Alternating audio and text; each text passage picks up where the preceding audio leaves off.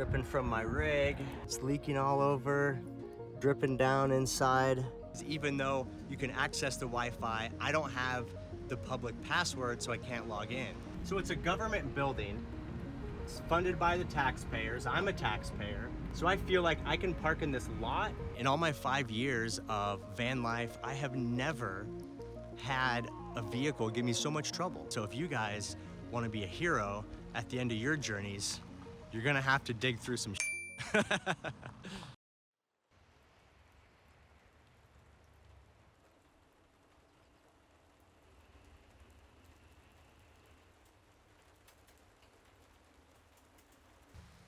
So one of the things I really love about van life is wherever you go, you're always home.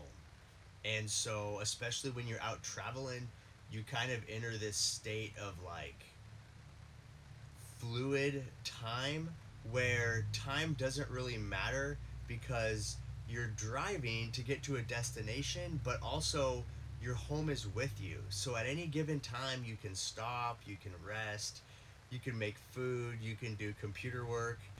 For example, today I spent the night in this Walmart parking lot, and I woke up and it was like the rain was coming down, it was pounding on the roof, and it was just kind of super cozy. At first I was like, I'm just gonna kind of chill and do a little computer work, and I realized Walmart has Wi-Fi. I've never even checked in all my 5 years of van life. I've never checked from my van in a parking lot to see if I could get Wi-Fi at Walmart. Let me give you a little van life tip. In general, public libraries have really fast Wi-Fi, like blazing fast. And usually I can get reception from my van. I definitely recommend pulling into a parking lot of your library and see if you can work from your van. It might be a total game changer for you. Today started off pretty normal. I enjoyed a cozy morning in the van and decided to make some green tea. I switched over from coffee and have found that matcha green tea gives me a nice morning boost and is much lighter on my stomach.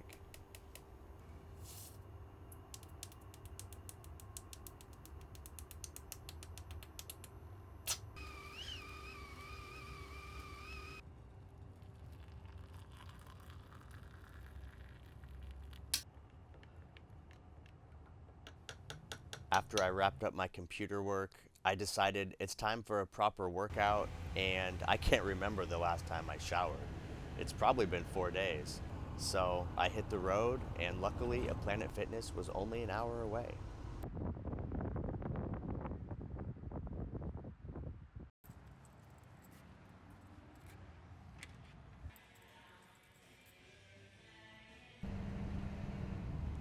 When I'm on a road trip, I always look for interesting nature spots along the way.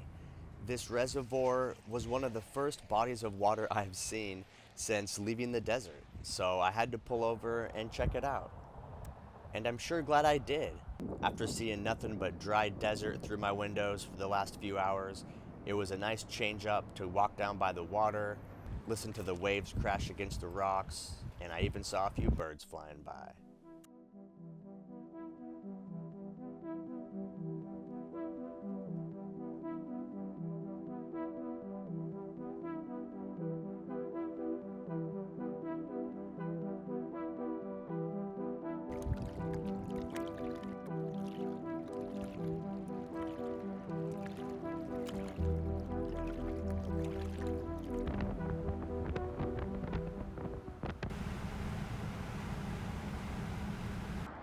So I just pulled over at the gas station and noticed some water dripping from my rig.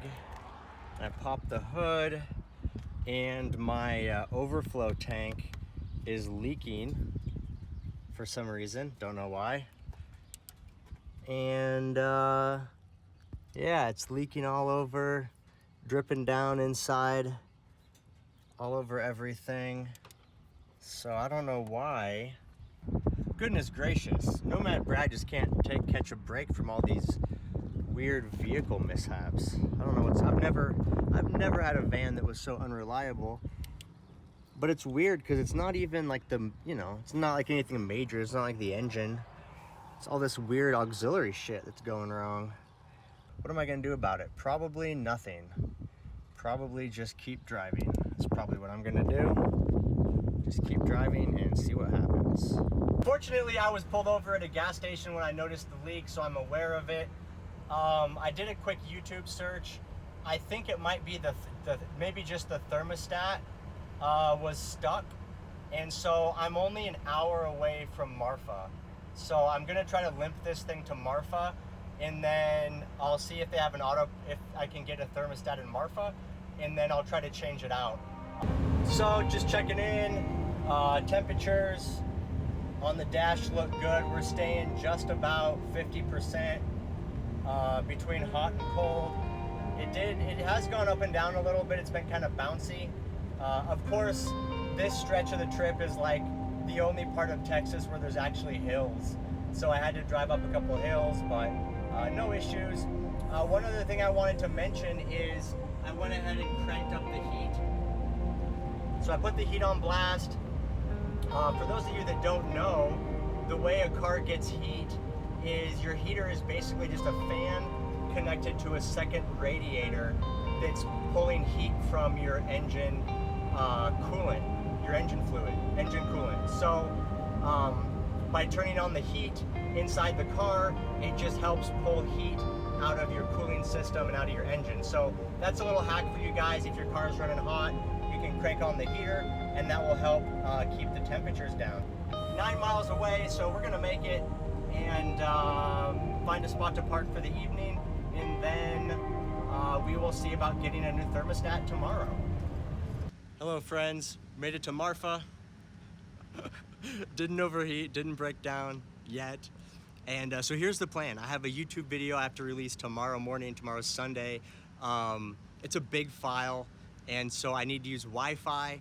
The public library has Wi-Fi. However, they're closed now, Saturday evening, and they're closed on Sunday. But I noticed on their website, they say that the Wi-Fi is available 24/7. So I came to the library. It's literally this building right here. I parked right in front of it, and I hopped on, pulled up the Marfa Wi-Fi, but it's locked with a password. So that means even though you can access the Wi-Fi, I don't have the public password, so I can't log in. So I walked up to the library. I thought maybe, just maybe, they post the Wi-Fi code to the library just to be friendly Texans. And sure enough, it's right here, Marfa Library wireless password. So that's it, baby. We're in business. I noticed there's a bunch of no camping signs. Like there's a no camping sign up here, and I guess this is a park. But just a couple blocks down, I saw a side street that looked pretty empty. And so I'm gonna go ahead and just head down there and do some stealth camping tonight. And then first thing in the morning, I'll just come out, park right here in front of the library, and upload my video on the Wi-Fi. Okay, so here's what I've decided. There's this building right here. It says U.S. Department of Conservation Resources, USDA. So it's a government building. It's funded by the taxpayers. I'm a taxpayer. So I feel, and it's Saturday, no one's gonna be open today or tomorrow. So I feel like I can park in this lot right next to this white Chevy pickup, and nobody is gonna know the difference. So that's what I'm doing. I'm gonna park right here, right next to this Chevy, and I predict nobody is gonna mess with me. What do you think? It's a pretty beautiful little spot for the evening. It's got the country vibes going, definitely mid-Texas vibe. Everything's pretty dry and dead.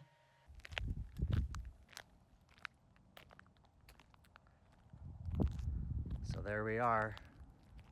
What do you think? It doesn't look too out of place. It looks like it's kind of just like a commercial vehicle. I mean, definitely the mini split and the rear door is kind of out of place, and the solar. But if you're just cruising by and you glance over, it kind of just fits.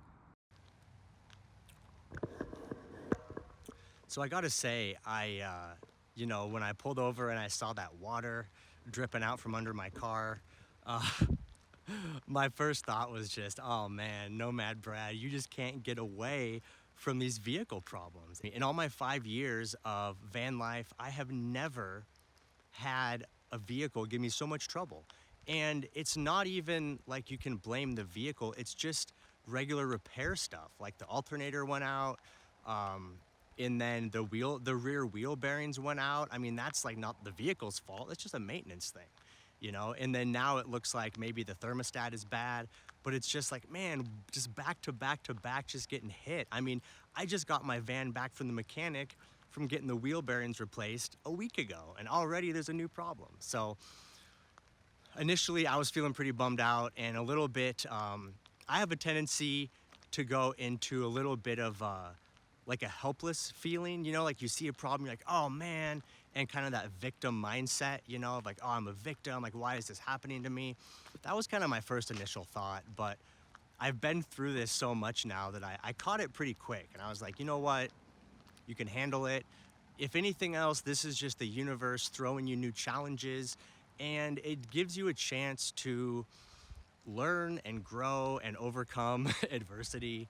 And, you know, I was thinking about it. And if you think, you know, I tell people van life isn't easy, it's rewarding, and it's an adventure. And it really is an adventure.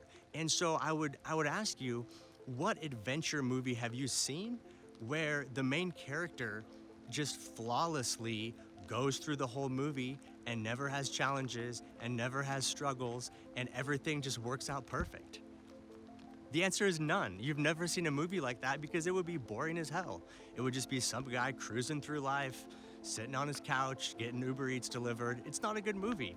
So I look at life the same way. Life is an adventure.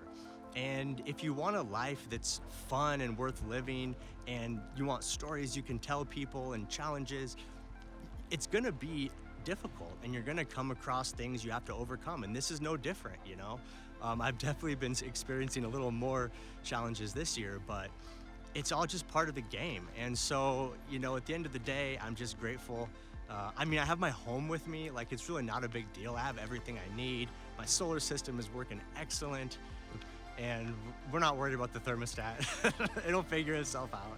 You know what I mean? Something will work out. So anyway, it's just part of the journey. But I wanted to let you guys know, you know, just think about the way that you frame things in your mind when you have challenges and obstacles come up.